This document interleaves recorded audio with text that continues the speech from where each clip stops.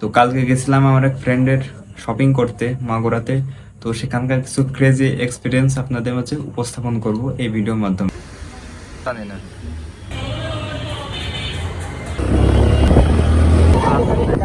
And তার আগে জানিয়ে নিতে চাই, আমি স্বরূপ বিশ্বাস, আমার চ্যানেলের নাম স্বরূপ অফিসিয়াল।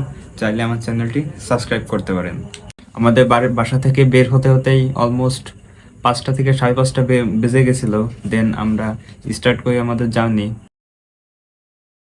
আমাদের বাসা থেকে কিন্তু মাগুরার দূরত্ব অলমোস্ট 30 কিলোমিটার মতো। আর আমাদের কাছে মনে হয় দূরত্বটা অল্পই, কেন জানেন?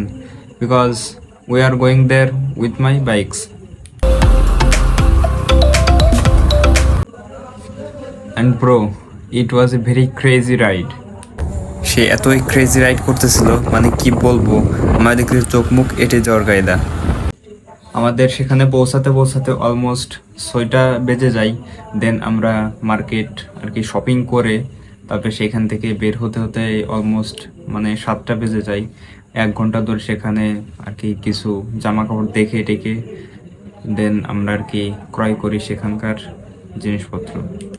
And do you know, it's a very expensive shopping mall. Here is in front of Deshi Bindeshi shopping mall, and it is a very expensive shopping mall in Magura. Bro, do you know Magura is very special for street food? তো মাগুরাতে অনেক প্রকার street food পাওয়া যায়, আর সেখানকার প্রাণকেন্দ্র নোমানী ময়দান। আর এখন আছি নোমানী ময়দানে। নোমানী ময়দানে কিন্তু বিভিন্ন প্রকার স্ট্রিট ফুড পাওয়া যায়।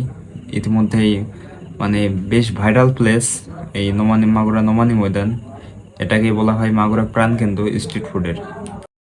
আর আজকের ভিডিওটি এখানেই শেষ করছি। ভিডিওটি ভালো লেগে থাকলে অবশ্যই লাইক কমেন্ট শেয়ার করে দেবেন, আর চাইলে আমার চ্যানেলটি সাবস্ক্রাইব করতে পারেন। ধন্যবাদ সবাইকে, দেখা হবে পরের ভিডিওতে।